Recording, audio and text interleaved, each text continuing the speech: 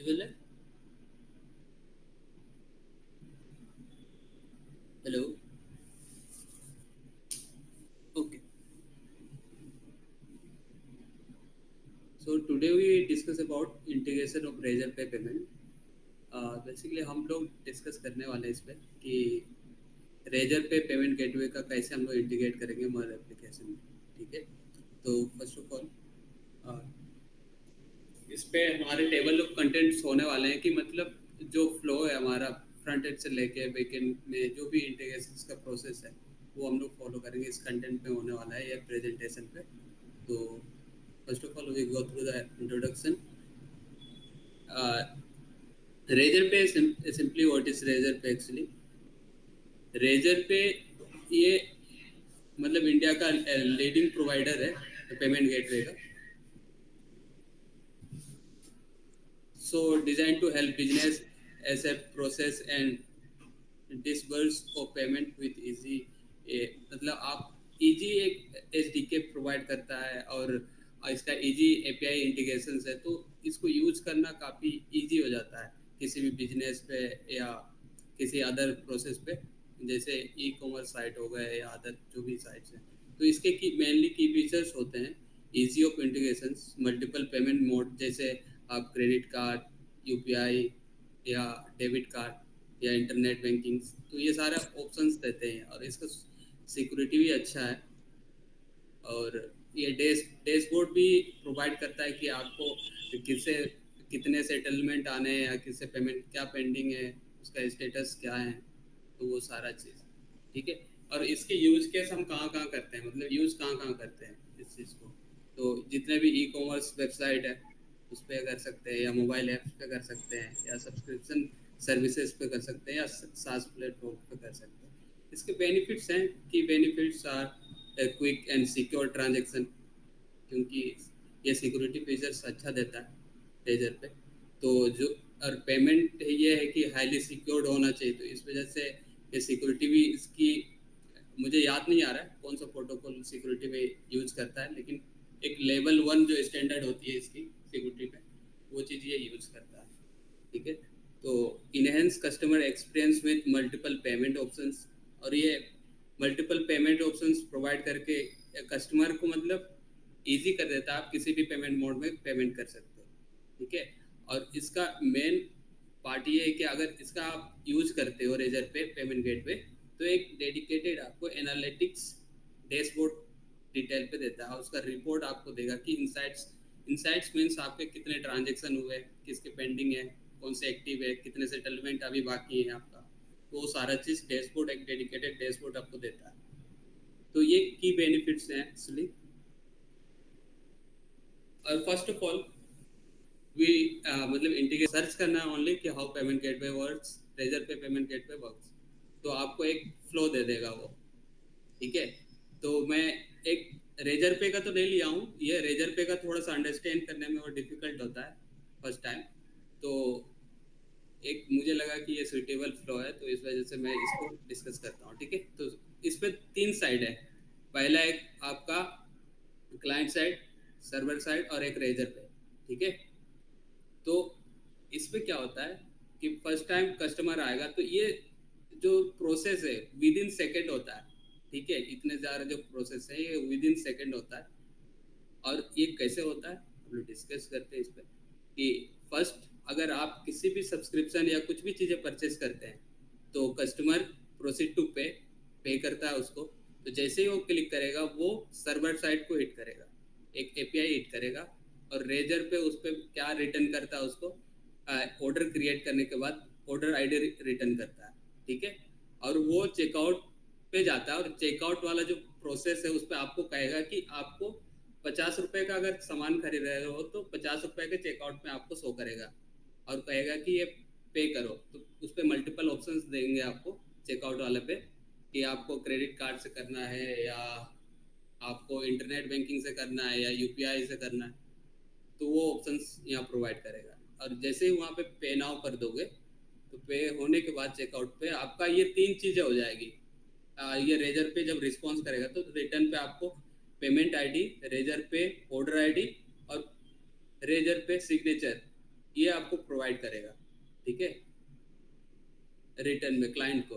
फिर इसके बाद वो चीज़ आप क्लाइंट साइड से उस चीज़ को वेरीफाई करते हो, क्लाइंट साइड से नहीं वेरीफाई होता है, वहाँ से आपको एक हिट करना होता है सर्वर साइड के लिए, जो आपका सिग्नेचर को वेरीफाई करता है, जो आपका यहाँ से आया हुआ, और उस वेरिफिकेशंस पे फिर वो अगर वेरीफाई हुई आपके सिग्नेचर से, तो ये पेमेंट सक्सेसफुल हो जाता है या कैप्चर्ड हो जाता है, ठीक है। तो ये ओवरऑल इसका फ्लो है, और ये जो फ्लो है विद इन सेकेंड्स या विद इन, हाँ सेकेंड ही बोलो, मिली सेकेंड्स, ये इस पे हो जाता है, ठीक है। और आगे है कि हम इसका इंटीग्रेशन कैसे करेंगे। तो फर्स्ट ऑफ ऑल हमारे पास क्या होना चाहिए, रेजर पे अकाउंट सेटअप होना चाहिए, मतलब अकाउंट होना चाहिए एक्चुअली। तो उसके लिए हम क्या करेंगे, आपको रेजर पे का वेबसाइट पे जाना होगा, ठीक है। तो उसका इजी एक केवाईसी प्रोसेस है, आप साइन इन करोगे मोबाइल नंबर या ईमेल से, एंड देन आपको केवाईसी के लिए बैंक डिटेल या आपका पर्सनल पैन कार्ड या आधार कार्ड, ये सारा चीज़ डिटेल मांगेगी। और इसके बाद ये केवाईसी होने के बाद आपको ये डैशबोर्ड प्रोवाइड करेगा, ठीक है। डैशबोर्ड प्रोवाइड करने के बाद आपको उस पर दो चीज़ें बहुत मैंडेटरी होता है पेमेंट के लिए, जैसे की आईडी और की सीक्रेट, ठीक है। अब की आईडी और की सीक्रेट क्या करता है, जो सिग्नेचर वेरीफाई वाला जो सिग्नेचर है, ये इसी के साथ मैच करता है आपका। तो आगे हम लोग बढ़ते हैं, बैकएंड में क्या है। अब हम लोग को अगर मन के ऐप में इंस्टॉल करना है रेजर पे का इंस्टांस या पैकेज, तो npm इंस्टॉल रेजर पे करते हैं, ठीक है। अब उसके लिए हम सेटअप करते हैं, इंस्टांस सेटअप करते हैं नोड जेएस पे। तो हम रेजर पे को इंपोर्ट करते हैं। आप इस तरीके से भी इंपोर्ट कर सकते हैं, या इंपोर्ट रेजर पे फ्रॉम रेजर पे, इस तरीके से भी कर सकते हैं अगर मॉड्यूल यूज कर रहे हैं तो टाइप, ठीक है। अब एक इंस्टांस बनाओगे, एक ऑब्जेक्ट बनाओगे जो रेजर पे का इंस्टांस होगा, उस पर की आईडी और की सीक्रेट्स होगी, जो आपको रेजर पे की अकाउंट से मिलेगी, ये वाला एपीआई डॉक्यूमेंटेशन या एपीआई सेटिंग से, ठीक है। तो वहाँ से आप उसको यहाँ पे पेस्ट करोगे। और वो दो तरह का होता है, एक तो टेस्टिंग मोड का भी प्रोवाइड करता है, एक प्रोडक्शन मोड का भी। प्रोडक्शन मोड मीन्स आप एक्चुअल में उसको रियल टाइम में यूज करोगे, तो रियल टाइम वाला अलग होता है, और टेस्ट मोड वाला अलग होता है। तो आप अगर टेस्ट मोड में कर रहे हो तो टेस्ट मोड वाला डालोगे यहाँ पे, ठीक है, आईडीज। एंड देन हम इसका अब कंट्रोलर कैसे बनाएंगे बैकएंड में। एक्चुअली हम लोग अभी बैकएंड सेटअप कर रहे हैं, ठीक है। तो बैकएंड में फर्स्ट वो एपीआई बनाएंगे, तो क्रिएट, जब भी वहाँ से कोई पेमेंट अगर फ्रंट एंड से इनिशिएट होती है, तो सबसे पहले वो पेमेंट क्रिएट होगी, ठीक है। तो अब बैकएंड में आप कंट्रोलर एक पोस्ट टाइप का होगा, और उसका नाम आप क्रिएट ऑर्डर या कुछ भी रख सकते हो, एजर चॉइस। तो इस पे क्रिएट ऑर्डर मैंने रखा हुआ है, और उस पे आप रिक्वेस्ट डॉट बॉडी से क्या क्या चीज़ें आएगी, उस पे आपका अमाउंट आएगा, ठीक है। आप चाहो तो उसका रिसिप्ट नंबर भी ला सकते हो, या यहीं पे जनरेट भी कर सकते हो, अगर चाहोगे तो बाहर से भी आ सकती है। और इसको मैंने क्या किया, इसको मैंने क्या किया, एक ऑप्शन नाम का ऑब्जेक्ट बना के उस पे अमाउंट, करेंसी और रिसिप्ट, और इस पे मैंडेटरी है, आपको ये आईएनआर पे ले रहे हो या कोई अदर कंट्री है, तो उस हिसाब से आपको यहाँ पे मेंशन करना जरूरी है चीज़, ठीक है। और रिसिप्ट का जो भी आईडी होगा, इसको डायनेमिक भी बना सकते हो आप। डायनेमिक इन द सेंस कि आपको इस तरह से मैनुअली ना लिखना पड़े, तो आप उसको जनरेट कर सकते हो रिसिप्ट आईडी को। फिर इसका जब सेव करोगे डीबी में, तो इसका इस तरीके से रेजर पे इंस्टांट डॉट क्रिएट ऑर्डर आपको इस पे पास करना होगा, जैसे हम लोग नॉर्मल सेव करते हैं किसी भी डेटा को। तो ये आपका एक प्रॉपर आपका एक क्रिएट ऑर्डर का एक एपीआई बन जाएगा, ठीक है। अब इसको हम लोग इंटीग्रेट कैसे करेंगे फ्रंट एंड में, ठीक है, ये फ्रंट एंड के साथ कम्युनिकेट कैसे करवाएंगे। तो इस पे सबसे पहले आपको क्या करना होगा, include Razorpay checkout script in your HTML, ये वाला जो स्क्रिप्ट टैग है, तो ये सब हमको HTML जो इंडेक्स HTML है, index HTML sorry, public folder में जो होती है मर्न में, ठीक है, उस पर आपको ये बॉडी बॉडी के अंदर ये रखना होगा स्क्रिप्ट टैग, ठीक है। और ये आपको मिल जाएगी, कहाँ से मिलेगी, सॉरी, चेकआउट, हाँ रेजर पे डॉट कॉम से मिल जाएगी, वहाँ पे मिलेगा आपको ये इसका डॉक्यूमेंटेशन पे, ठीक है, आप वहाँ से उठा लोगे ये वाला।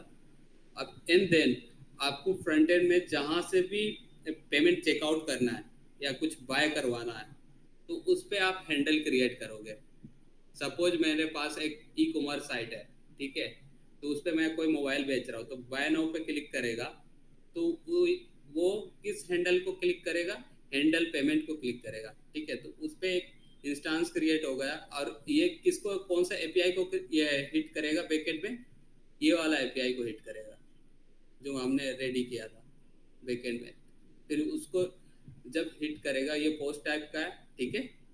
तो अब उसके रिस्पॉन्स में आपको क्या क्या मिलने वाला है, तो पहला की मिलेगा, अमाउंट मिलेगी, ठीक है, करेंसी क्या है, ये सारा चीज मिलेगा आपको, ठीक है। अब आप क्या चाहते हैं कि इस पे कंपनी का क्या नाम जाना चाहिए, ठीक है, उसका क्या ईमेल होना चाहिए, क्या कॉन्टेक्ट होना चाहिए, तो ये आप कस्टमाइज कर सकते हो। फिर एक रेजर पे का इंस्टेंस कॉल होता है जो वेरीफाई करता है इस चीज़ को, ठीक है। फिर आगे हम लोग बढ़ते हैं, इसका जैसे पेमेंट, अब ये हमने फ्रंट एंड में चेकआउट वाले कर दिए कि चेकआउट हमने पे सक्सेस कर दिए। अब पे सक्सेस कैसे होगी, अब वहाँ से मेरा रिस्पॉन्स आएगा फ्रंट एंड से वेरीफाई करने के लिए पेमेंट को।